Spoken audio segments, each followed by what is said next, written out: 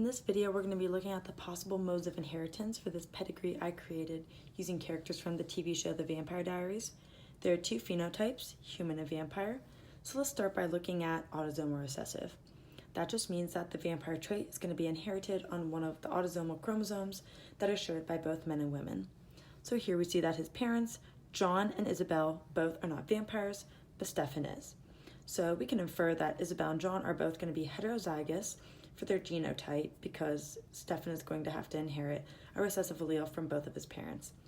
Here we see that Jeremy is not a vampire, so we can infer that Bonnie, Stefan's wife, is going to be homozygous dominant for this trait.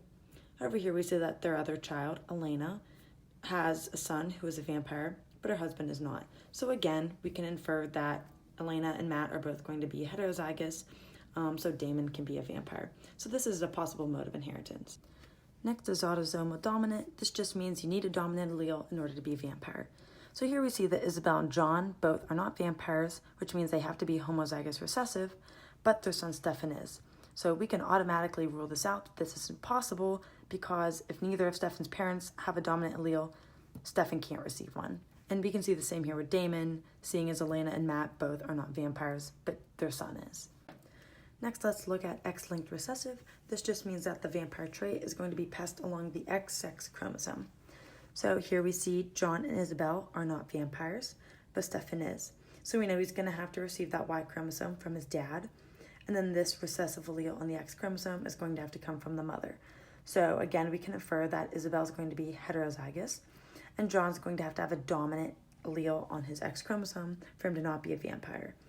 And then down here we see Jeremy is not a vampire, so again he'll receive Y from Stefan, and then the dominant A allele on the X chromosome will have to come from Bonnie. So we can assume she's homozygous dominant because we have no reason to believe otherwise.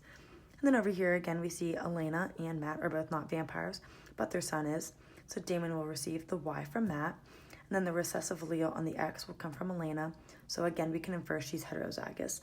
So this is a possible mode of inheritance. Next is X-linked dominant. So again here we see Stefan is the vampire. He's going to receive a Y from his dad, but now he only needs one dominant allele in order to be a vampire.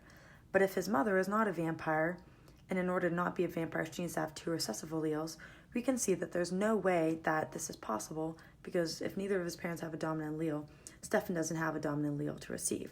And that same situation can be seen over here with Damon, with both of his parents who are not vampires. So this is impossible. Last, we have Y-linked. That just means that the vampire trait would be passed along the Y chromosome, so all the men in this family should have it, but seeing as John and Jeremy are not vampires, we can say this doesn't apply.